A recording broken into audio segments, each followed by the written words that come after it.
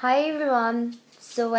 I just wanted to make a video just to talk to Ollie and just to how I've coped kind of with cancer and how I've not learned to live with the fact, but just got through it and stuff. So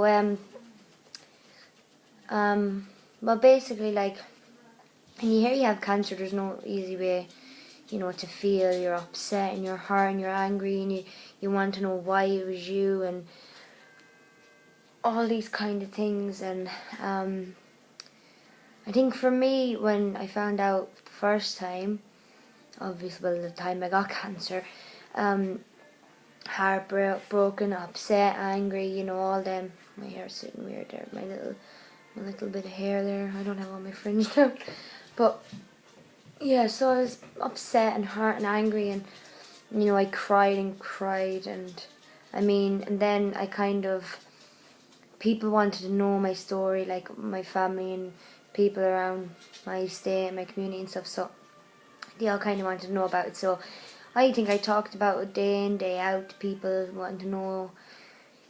So in a way that kind of helped me to talk to them.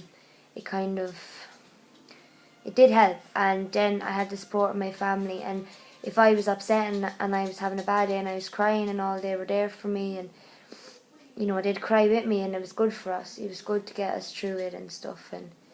And I think when I had the chemo was probably the hardest part. It kind of sets in that you have cancer, and I kind of have been lucky than other people. I haven't got that much chemo, and I'm thankful for that. And there'll be no more to come, hopefully.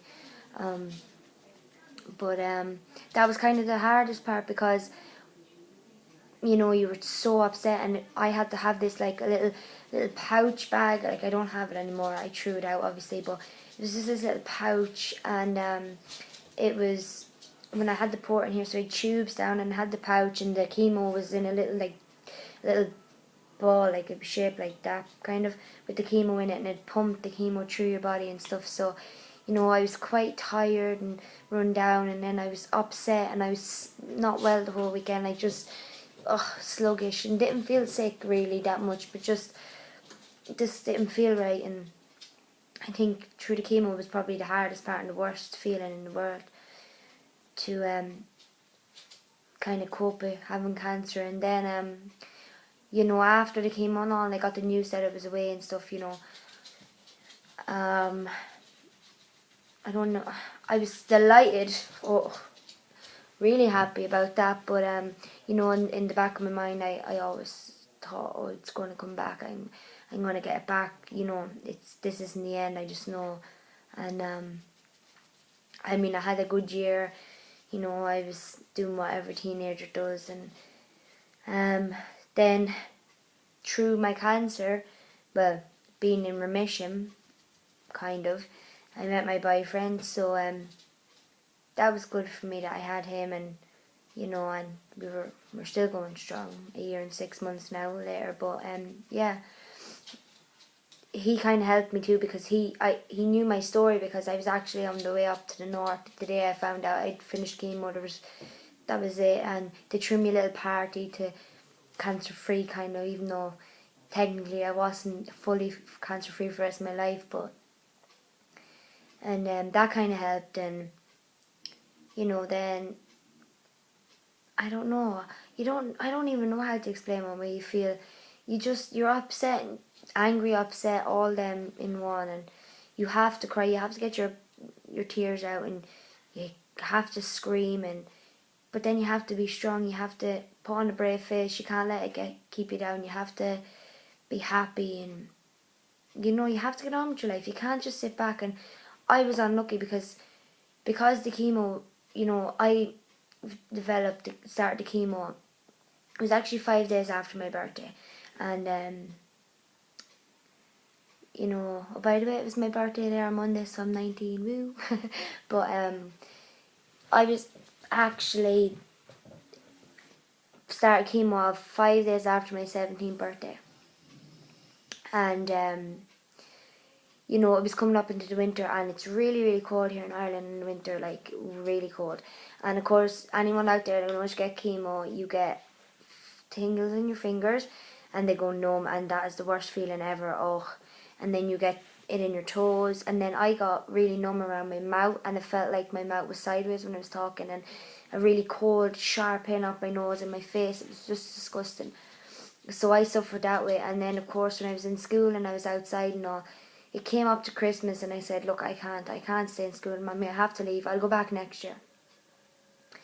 And I was in my last year in school. I was doing my leaving cert and everything, and of course I didn't go back.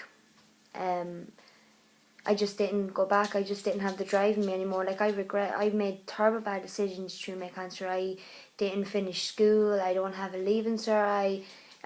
You find it hard to get a job, and I don't want to be bummed up for the rest of my life. But at the moment, I can't work because I'm not fit for work yet, and that's hard. Like, but I mean, I've suffered a lot of consequences throughout this whole process, and it has to be the hardest thing ever. And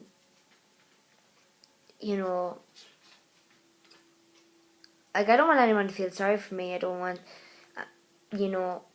just want people to be proud of me more than that. Like, I want people to appreciate their life more, and stop nagging if you're having, like, you can't, you don't have this. Oh, she didn't get me this, she didn't get me that. Or, oh, I had a bad day in school, I fucking hate my life and shit like that. I'm sorry for cursing, but people that get on like that just wreck my head, because they just get mad over the stupidest things. And then there's the likes of me and people out there fighting for their life. Do you know what I mean? But yeah, so there's nothing really to say. I just was angry and stuff, and I learned to cope with it, and I just strong and happy and stuff. But I did have my bad days, and